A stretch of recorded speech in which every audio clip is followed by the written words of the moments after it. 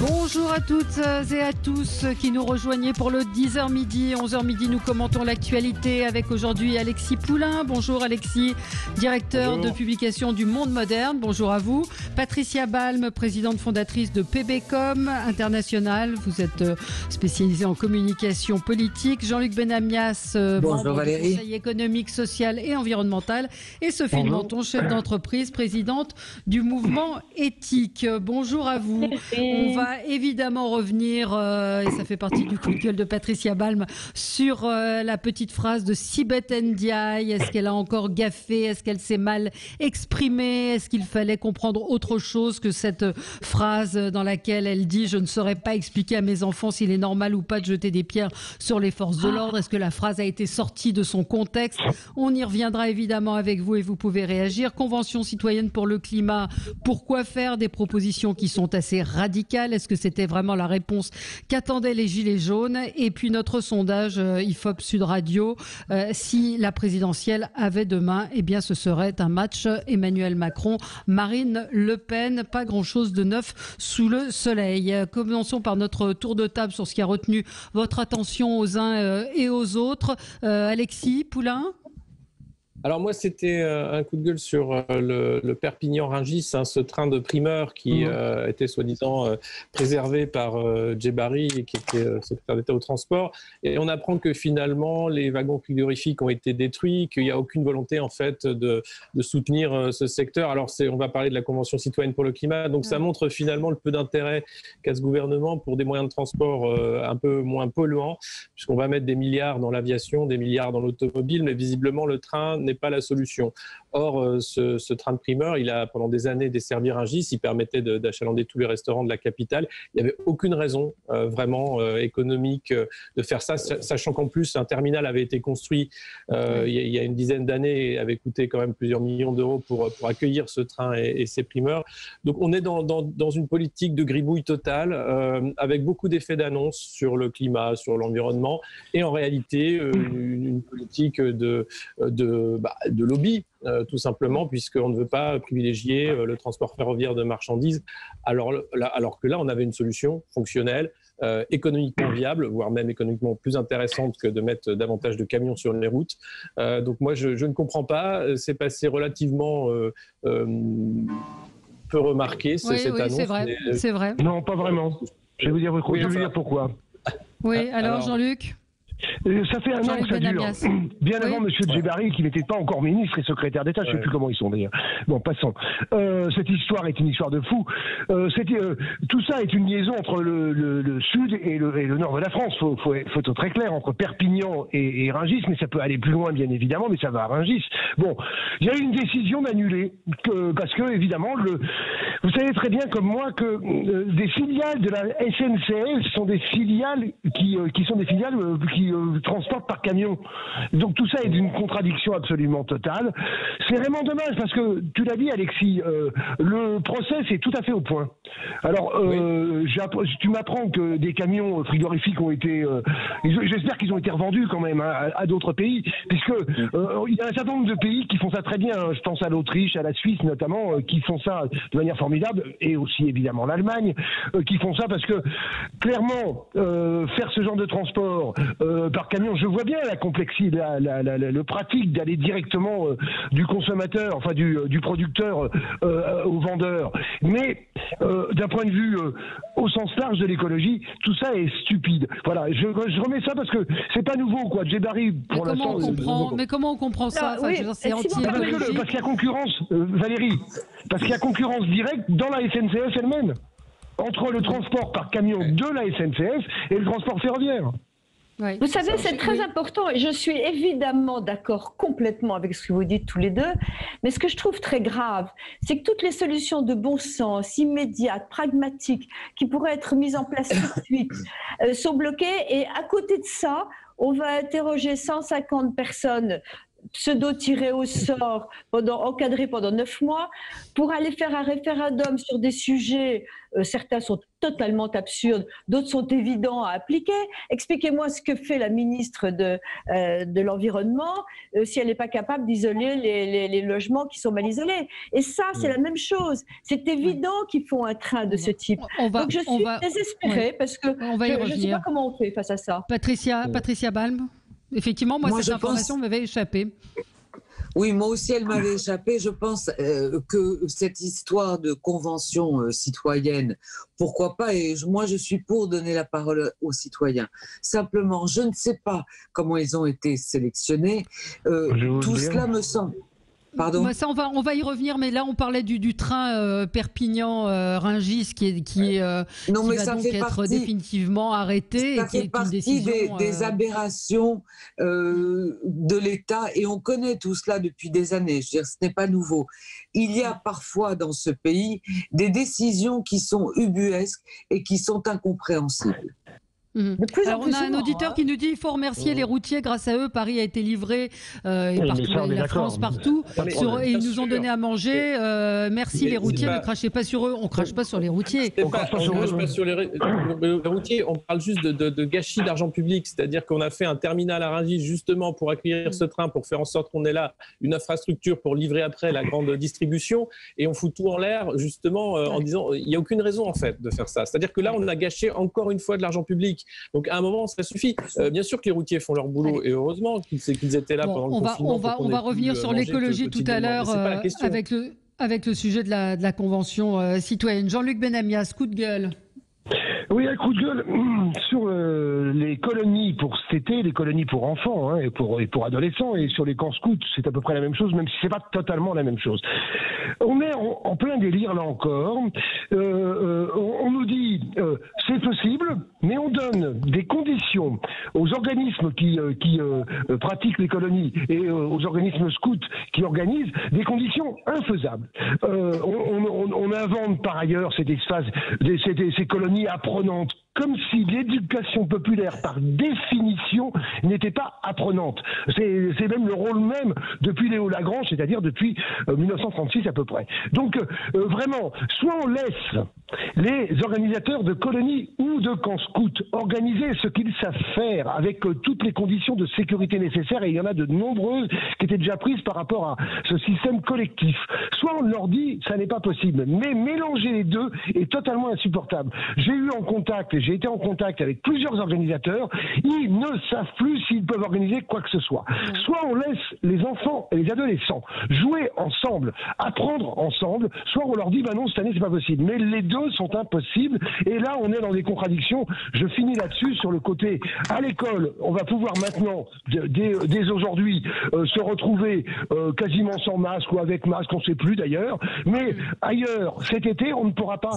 Tout ça est d'une contradiction totale, et ça empêche effectivement tout ce dont ont besoin les adolescents et les jeunes, c'est-à-dire à un moment donné de sortir et d'être coordonnés par rapport à cela. Allez, Sophie de Menton, votre coup de gueule. Oui, ça rejoint un peu ça directement. Toutes les nuits, il y a des batailles rangées maintenant dans Paris. Alors là, cette nuit... Pas que dans Paris, hein. Oui, c'est vrai, mais il va y avoir des élections municipales et j'habite Paris. Donc là, je vois ce matin, je marchais parmi les tessons de bouteilles et il y avait Esplanade des Invalides, c'est quand même important, une guerre rangée qui a duré toute la nuit. Avec les flics d'un côté, on va y revenir. On va y revenir aussi, avec la fête de la musique. De la musique. Absolument. Ouais. Mais ce que je veux dire, c'est que, alors, la vraie question qui se pose, qui prend ce type de décision ou de non-décision contradictoire ou inexistante? Je veux dire, il y a un moment, il faut savoir, je reprends ce qu'on disait pour les colonies de vacances, qui décide à un moment donné de mettre des trucs absurdes, qui décide au contraire d'autoriser n'importe quoi pour qu'on danse jusqu'à 5 heures du matin en n'ayant aucune protection. Bon. Je veux dire, je voudrais comprendre qui il y a bien un décideur. Moi, je suis battement chef d'entreprise. Quand on prend une décision, c'est moi. Alors, votre coup de gueule rejoint ce dont nous allons parler dans un instant. Moi, je voulais juste, avant qu'on passe à Patricia, puisque je pense qu'on va débattre assez longuement sur Sibeth Ndiaye, sur ce mouvement absolument débile. Pardon ? ou pas longtemps, ça va être réglé très vite. Sur ce mouvement qui consiste à abattre les statues, à vandaliser des statues un petit peu partout, ça ne correspond pas à ce que veulent les Français. Il y a un sondage qui a été fait, 77% des Français pensent qu'il ne faut pas toucher au nom de rue, ni au nom des ni aux statues. Qui sont d'accord. Oui, je suis d'accord avec vous, sauf qu'on donne, en tout cas aussi dans les médias, une place insensée à ces actes totalement débiles. Mais il y a, débiles parce qu'encore une fois, je pense qu'on ne refait pas l'histoire, recontextualiser, expliquer les choses. Oui, sans prendre au statut et au nom de rue, c'est vraiment voir les choses par le petit bout de la lorgnette. Je sais pas, je voulais vous faire réagir les uns et les autres. Moi, je pense qu'aujourd'hui, on veut tout déboulonner. C'est-à-dire ce qui a fait l'histoire de la France, l'histoire de tous les pays du monde. Aux États-Unis, ce mouvement est né, c'est vrai. L'histoire d'Autant n'emporte le vent, on ne va pas revenir dessus, on en a déjà suffisamment parlé. Mais on ne peut pas abattre ce qui a été le fondement d'une histoire et de l'histoire d'un pays. Et en France, il est vrai qu'il y a eu des erreurs dans l'histoire, mais il y a eu des erreurs déjà sous les Mérovingiens, il y a eu des erreurs sous Henri IV. À ce moment-là, on doit tout déboulonner. Donc je pense qu'on ne peut pas remettre en question l'histoire d'un pays en s'attaquant finalement à des symboles. Oui, c'est très juste. Mais alors, je voudrais faire une petite réflexion. Évidemment, je partage ce que dit Patricia. C'est même d'une évidence rare. Mais ce qui est extraordinaire, je vous signale, c'est que la même porte-parole que vous avez évoquée il y a 3 minutes, Valérie, a dit qu'elle pouvait comprendre quand même qu'il y a des statues qui n'aient pas leur place parce qu'il s'était passé des choses pas bien. Donc, c'est une parenthèse, mais c'est dramatique.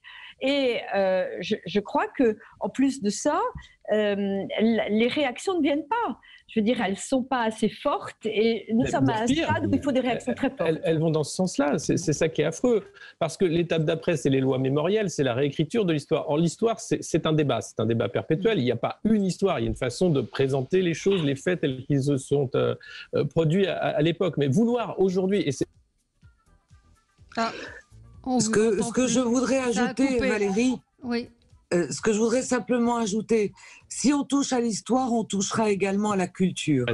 Et débattre entre eux. Pardon. Je crois que si on veut mettre des noms de rue, changer tout ça, c'est aujourd'hui qu'il faut le faire dès maintenant. Vous voulez changer les noms de rue, vous ? Tout de suite, là ? Je crois que ça a été fait en Espagne, par exemple, pour solder le franquisme. Il y a eu certaines rues, bien sûr, qui ont été renommées. On a enlevé il y a eu le débat sur la dépouille de Franco. Donc oui, ça peut se faire, bien entendu. Et c'est pas une question de changer, c'est une question aujourd'hui de nommer les rues. C'est-à-dire qu'on va pas... Les rues, elles ont été nommées, mais dès maintenant, mettons davantage de femmes, mettons davantage de gens qui sont battus pour les libertés. Oui, mais ça, c'est un autre... Vous voulez qu'on dévisse les plaques de rue, là, maintenant ? Non, pas du tout. Je pense qu'aujourd'hui, on peut, quand on va nommer une rue, penser davantage à l'avenir. C'est le présent qu'on incarne. Le passé, il est fait.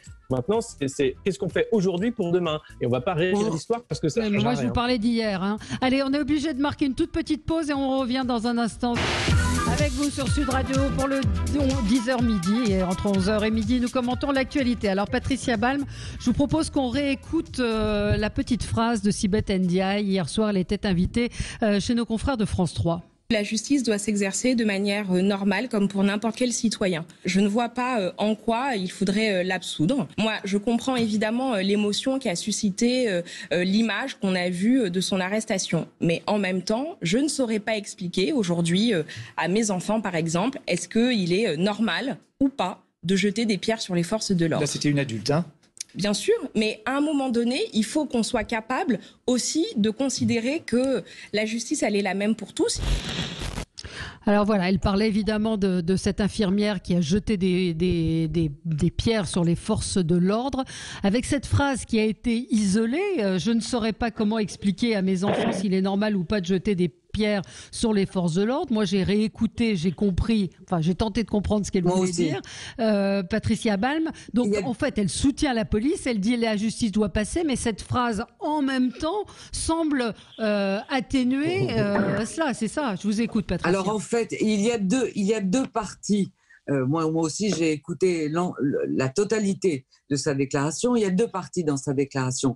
Elle démarre pas trop mal en faisant référence à la justice et à l'éventuelle sanction pour avoir jeté des pierres sur les policiers. Et il y a la deuxième partie qui est catastrophique et qui est la grosse maladresse, c'est-à-dire je ne saurais pas expliquer à mes enfants s'il faut jeter des pierres sur les policiers ou pas. Moi, je voudrais juste revenir à sa fonction initiale. Ouais. Elle est porte-parole du gouvernement et elle est en plus secrétaire d'État auprès du Premier ministre, qui fait qu'elle a le rang de ministre. Alors, qu'est-ce que c'est qu'un porte-parole ? Un porte-parole, c'est celui qui exprime l'opinion du gouvernement auprès des médias et qui transmet des messages à l'opinion publique. Quand on fait ce métier, on est censé connaître le fonctionnement des médias et des réseaux sociaux. Donc, on est prudent sur les petites phrases, on délivre les bons messages et on n'est pas obligé de délayer sa parole. Parce que le problème d'un mauvais porte-parole, ce qui est le cas de Sibeth Ndiaye, qui est un très mauvais porte-parole, c'est qu'elle laisse traîner sa pensée. Quand on est porte-parole, on prépare ce que l'on a à dire avec une phrase courte, simple, on délivre un message clair et simple. Et elle, à chaque fois, elle part dans des délires. Rappelez-vous les masques. Elle fait une vidéo en disant « Mais moi, je suis ministre et je ne saurais même pas mettre un masque. » Donc, je pense qu'elle est un très mauvais choix de porte-parole. Et un porte-parole, c'est censé connaître son métier de porte-parole. On porte la parole. Donc, je pense qu'il va y avoir un remaniement et je suis persuadée qu'elle ne sera plus porte-parole et je suis persuadée aussi qu'elle restera dans le gouvernement parce que le président Macron est toujours fidèle à ceux qui l'ont aidé dès le départ. Patricia, un auditeur me dit, juste un instant, un auditeur, Marc, me dit non, elle ne dit pas l'inverse, parce que moi j'ai fait un tweet en disant elle dit l'inverse. Non, elle ne dit pas l'inverse, simplement elle réalise ce qu'elle vient de dire et entame un rétro-pédalage pour tenter de sauver les meubles, louable, surtout que d'habitude elle ne le fait même pas. Alors effectivement, est-ce qu'elle a voulu ménager tout le monde dans cette expression, Sophie?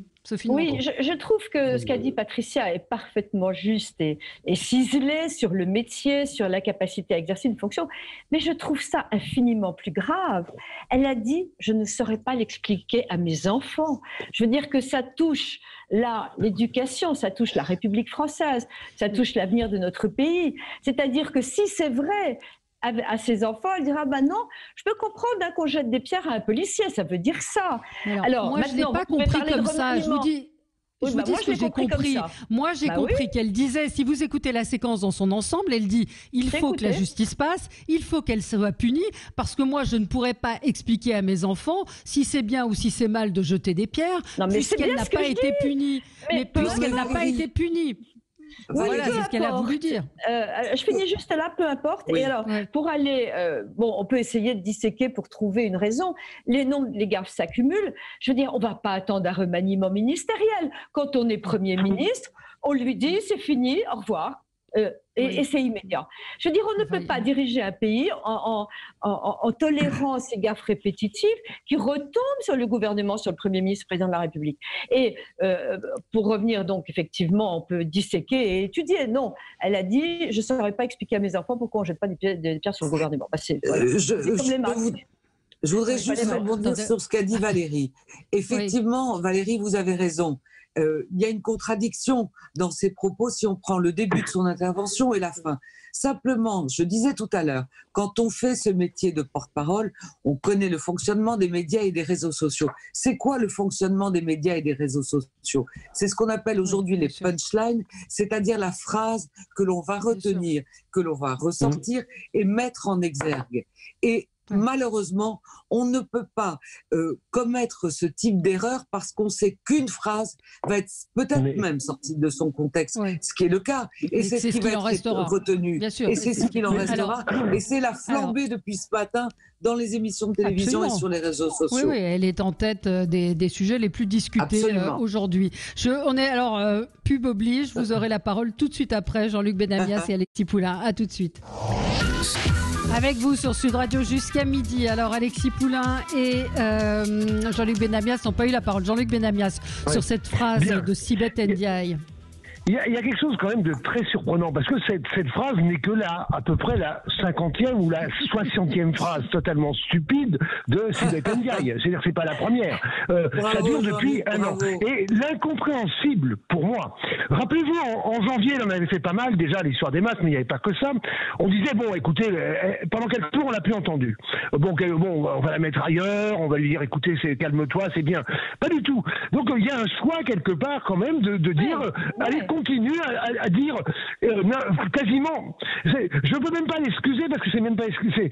Sa phrase ne veut rien dire. Elle n'a pas de sens. Celle-là, comme beaucoup d'autres. Le plus étonnant dans ce gouvernement, c'est que ça n'est pas la seule à dire des choses parfois totalement incompréhensibles. La ministre du Travail, je ne citerai pas son nom. La ministre de la Justice, je ne citerai pas son nom. Quelques ministres masculins dont j'ai oublié le nom, notamment celui qui s'occupe de tout ce qui est Internet et ainsi de suite. Il y en a un certain nombre, je ne sais pas comment ils ont été choisis, qui essayent d'exprimer un certain nombre de choses, mais on ne comprend rien. Alors Sibeth, évidemment, c'est le summum. Alors Alexis, attendez, on n'a pas entendu Alexis, Patricia. Alexis Poulain. Pardon. Alors, sur cette phrase, mais c'est quelle perte de temps en fait, et le poste de porte-parole tenu par cette personne, et la façon dont on peut disserter sur ce qu'elle n'a rien à dire, parce qu'en fait elle n'a rien à dire, c'est occuper l'espace médiatique par justement l'outrance, par le fait de dire des choses personnelles totalement débiles. Enfin, c'est le café du commerce. Édouard Philippe a beau jeu après de le café du commerce. Oui, non, parce que le café du commerce, c'est beaucoup plus intéressant. Mais c'était pour faire référence à la phrase du Premier ministre qui critiquait les commentateurs en disant que c'était pas au niveau. Mais il faut voir effectivement le niveau de ces ministres. Il y a un vrai problème. C'est-à-dire que cette absence de langage clair, cette absence de clarté, mais y compris parfois dans les allocutions présidentielles où on ne sait pas où il veut en venir, tout simplement, eh bien, elle est dangereuse pour le pays parce que ça veut dire quoi? Ça veut dire qu'on a un exécutif qui ne sait pas où il va, qui ne comprend pas et qui meuble et qui fait de la novlangue et qui est là pour dire bon, on fait des trucs, taisez-vous, vous êtes trop bêtes, vous ne pouvez pas comprendre, et un jour vous comprendrez peut-être. Et avec un mépris en plus, un dédain sur le côté vous êtes trop bêtes pour comprendre, qui rend les gens fous. Et je pense que c'est peut-être l'effet recherché d'ailleurs de rendre les gens fous, parce que ça évite de penser, ça évite d'avoir une pensée raisonnée, ça évite d'avancer. On a une auditrice qui nous dit elle l'a fait exprès, on ne parle plus que de ça, dit Catherine, on ne parle plus de Fillon, elle est perverse et intelligente. Je sais pas si... Oui, enfin, c'est les médias qui ont décidé de parler plus que de ça aussi. Mais est-ce qu'on va la promouvoir? Ce qui est très grave, Alexis, est-ce que si on va la promouvoir, si j'ai bien entendu tout à l'heure, il semblerait que si elle n'est plus porte-parole, on va la promouvoir puisqu'elle la rend ministre. Mais là... on va la mettre, je ne sais pas, il faudrait remplacer Jean-Michel Blanquer à l'Éducation nationale. Voilà, ce genre de truc. De toute façon, Emmanuel Macron, il n'est pas très bon en casting. On l'a vu pour la campagne des Européennes, on l'a vu pour la mairie de Paris, on l'a vu pour son gouvernement. Et vraiment, c'est pas son truc, le casting. Donc, il s'en fiche. Une fois qu'il a son premier cercle de gens très fidèles qui sont prêts à tout pour lui et pour que sa politique avance, il va les garder. Et ils le savent, ils ont le pouvoir. Donc, ils peuvent dire toutes les outrances. Ils sont capables de le faire. On en a la preuve avec Sibeth Ndiaye.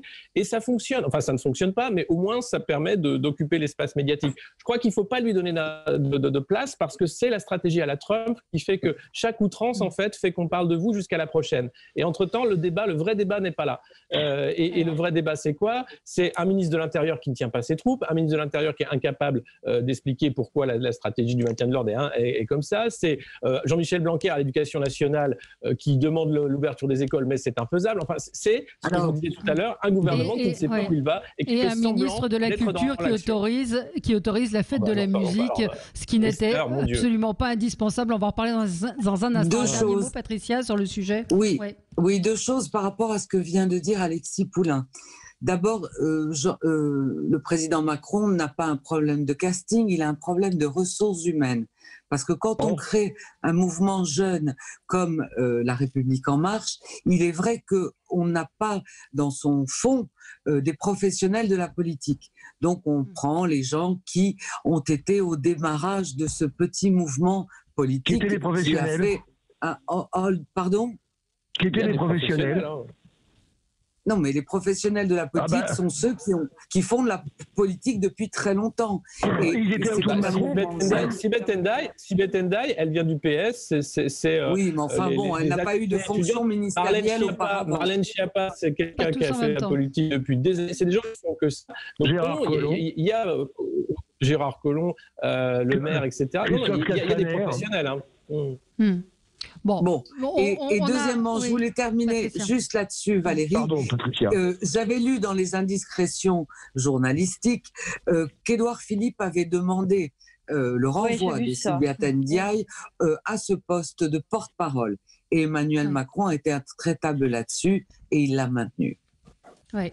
On verra ce que dira ce remaniement, mini-remaniement. Les journaux s'interrogent ce matin, ou grand remaniement. Fred est en ligne avec nous. Vous nous appelez du Gard. Bonjour.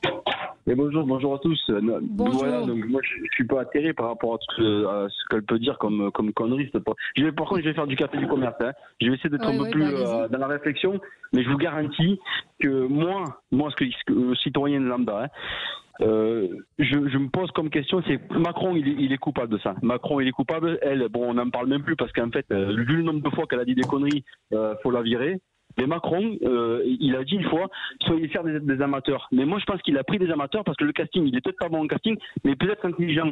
Le monsieur Macron, c'est parce qu'en fait, il a pris des gens tellement bêtes qu'en fait, ils sont capables de le suivre dans n'importe quelle mesure qu'il va prendre. Moi, je pense que c'est plus de ce sens-là qu'il faut le voir. Honnêtement, on est dans une république, mais complètement, je dirais, ce liquide de république, ça va de tous les côtés, des ministres, un peu de tous bords. Là, je me demande honnêtement, les Français, vous parlez tout à l'heure de la colère, ça empêche de réfléchir, mais on est en colère, mais on réfléchit quand même toujours un peu. Mais on se dit comment on peut ne pas se révolter par rapport à tout ça.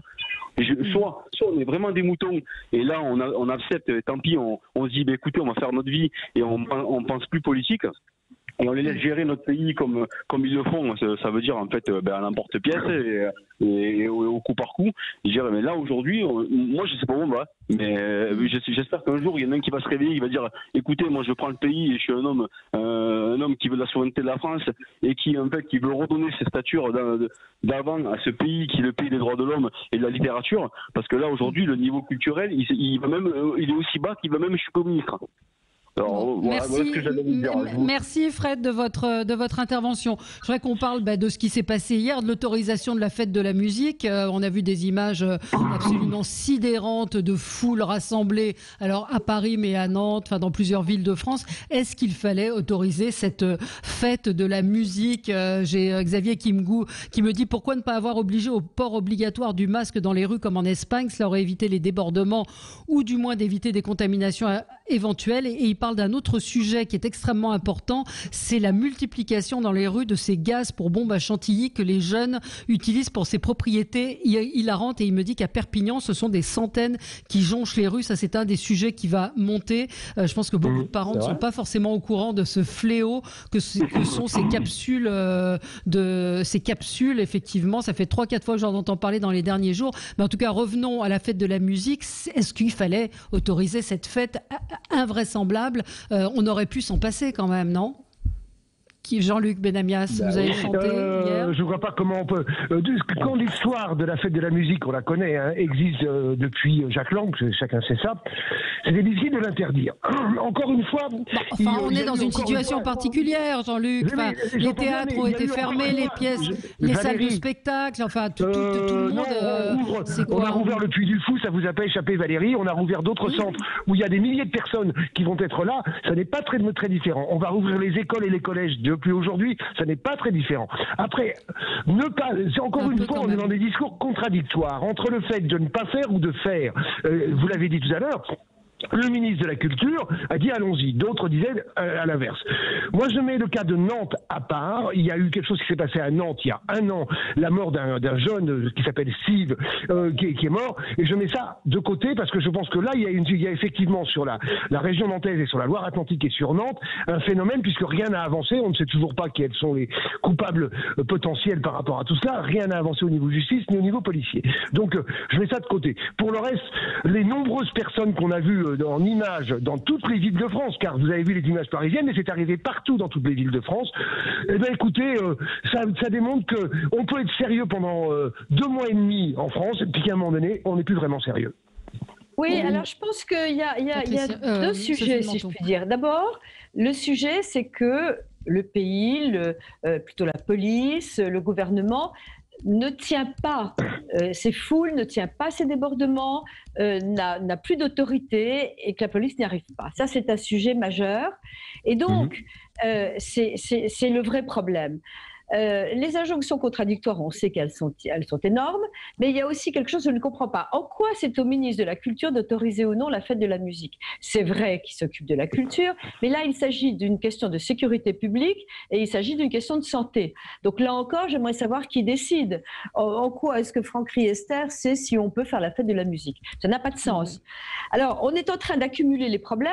On sait que la fête de la musique, c'est très bien et c'est pas le sujet. On sait qu'ils boivent à la fin et que quand porter des masques, moi je veux bien, mais on sait très bien que vers minuit, au moment où tout le monde se met à boire, à danser, etc., le masque, ne rêvons pas, c'est impossible. Donc c'est ça, c'est qu'il y a un manque de bon sens absolu et de ne pas savoir qui, en tout état de cause, doit prendre la bonne décision. Pour reprendre ce qu'a dit Valérie tout à l'heure, effectivement, on a décidé d'autoriser cette fête de la musique. Je comprends ce que dit Jean-Luc, parce qu'on ouvre les théâtres, on ouvre les restaurants, etc.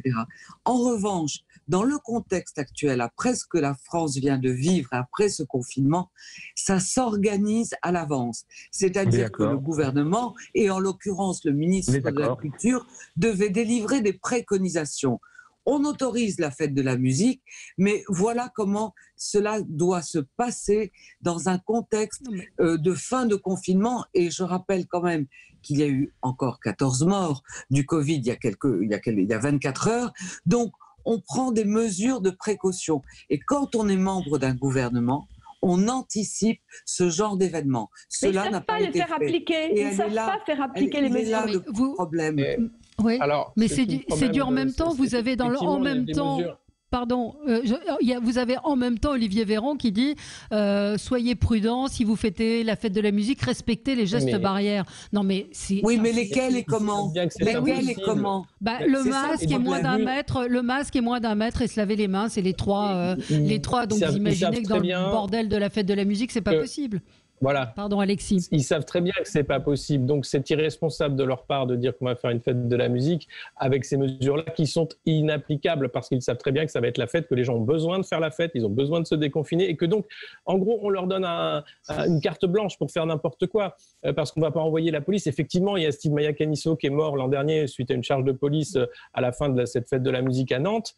Ce ministre, et pourquoi il fait la fête de la musique? Parce qu'il sait pas quoi faire. Là, encore une fois, ce gouvernement n'agit pas. Il fait semblant d'agir. Les intermittents attendent toujours de savoir à quelle sauce ils vont être mangés. On a annulé le Festival d'Avignon. Dans ce cas-là, il fallait remettre le Festival d'Avignon si on peut faire la fête de la musique le 21 juin. Et tout ça n'a aucun sens. C'est-à-dire que là, on est...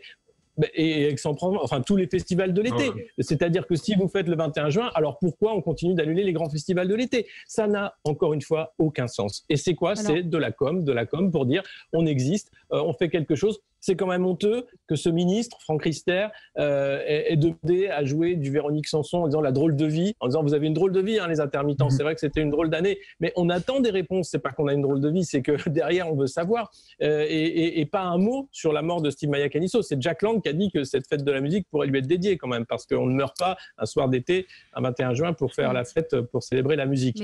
Donc c'est encore une fois... Oui. Allez-y. C'est encore une fois de la communication plus que de la politique, sans préparation aucune pour dire, après c'est vous les responsables. Si vous vous êtes infecté, c'est parce que vous n'avez pas respecté les gestes barrières. Mais qui va le faire dans l'euphorie de la fête, dans le moment? Personne ne va le faire, évidemment, c'est pas possible.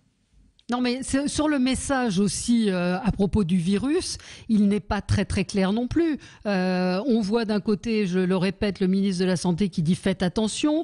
Tout le monde dit youpla boum, on y va, on sort. Sauf que les médecins ne disent pas tous la même chose. Il y a un médecin qui vient de tweeter. On vient de redéployer des lits dans mon hôpital de province en voyant ce qui s'est passé pour la fête de la musique. Donc il y a quand même des gens qui sont un petit peu inquiets et la prudence s'impose. Jean-Luc Benamias, vous évoquiez les théâtres, etc. Il y a des précautions qui sont prises. C'est encadré. Hier, il n'y avait rien du tout d'encadré. C'est impossible.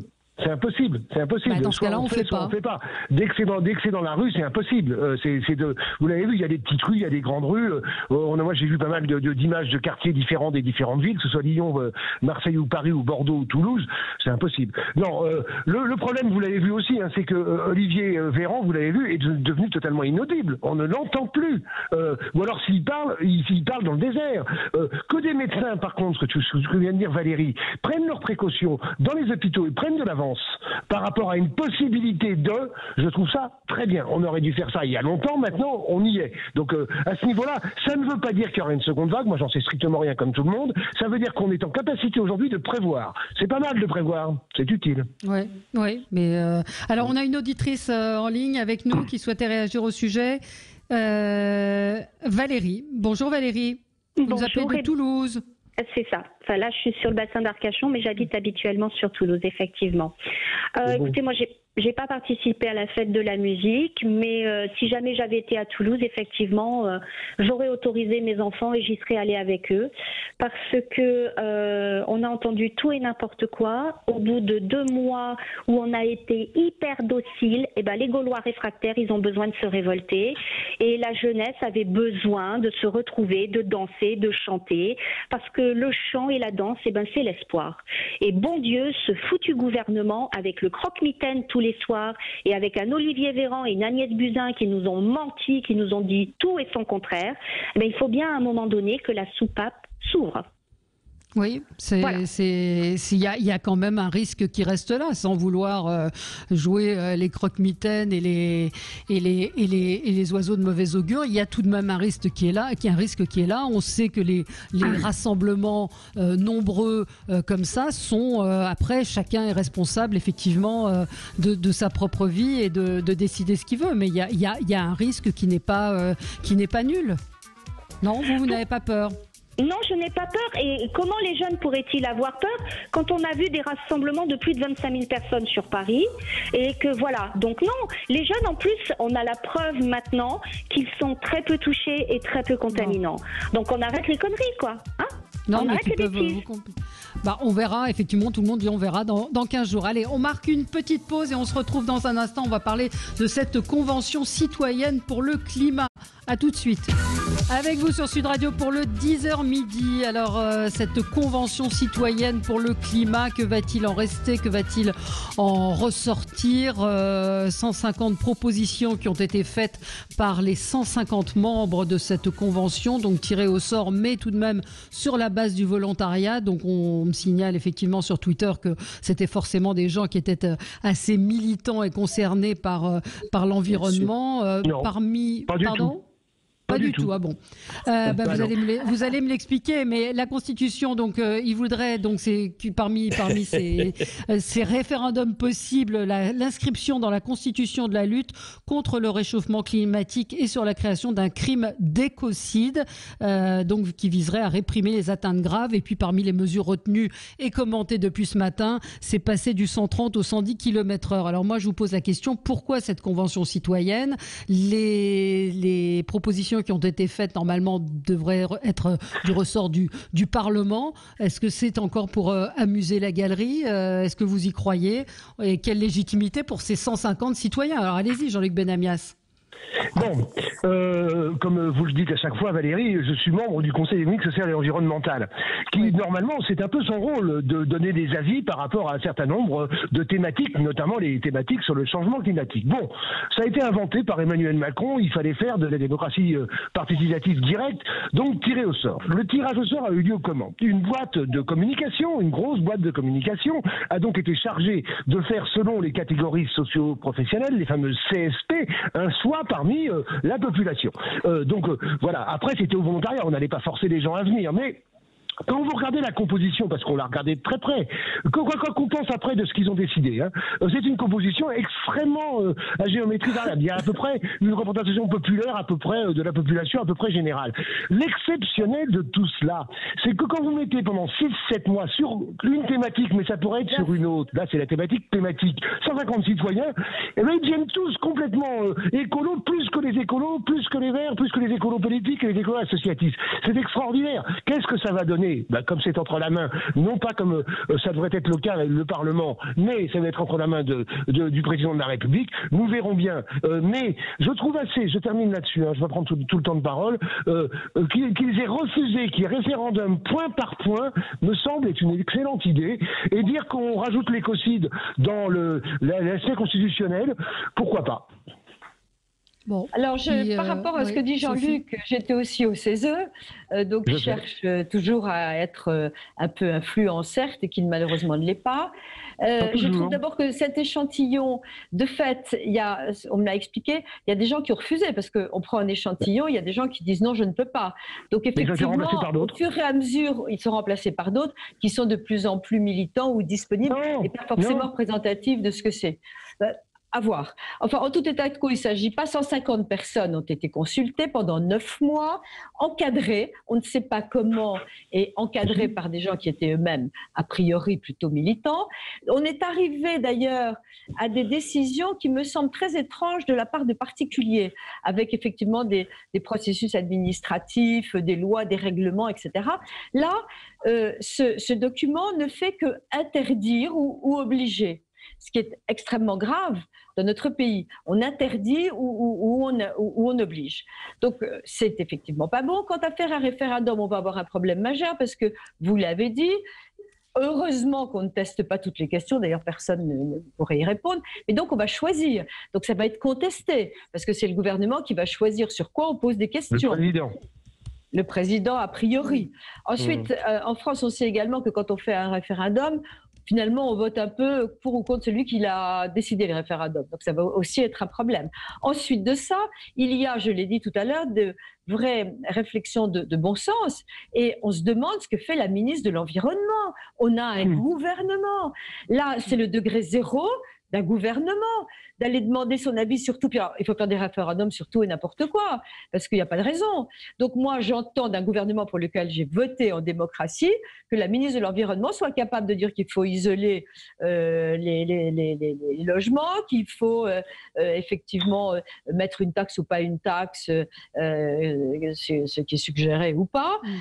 Donc dans ces propositions, on est désespéré parce que c'est encore finalement un aveu d'impuissance. Oui. Patricia Balme. C'est encore la même chose. Ou Alexis. Alexis a commencé, oui. Oui, parce que je reviens là-dessus. C'est exactement la même chose que dans tous les autres ministères.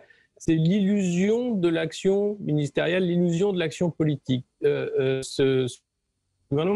de la communication présidentielle à la gloire d'Emmanuel Macron. Ce comité citoyen qui a été demandé, c'est quoi? C'est renforcer le présidentialisme. Puis ce qu'au final, c'est tiens, je vais faire des citoyens qui vont parler de l'écologie, puis je vais voir ce qui sort et je vais choisir 2-3 thèmes, ça a l'air pas mal.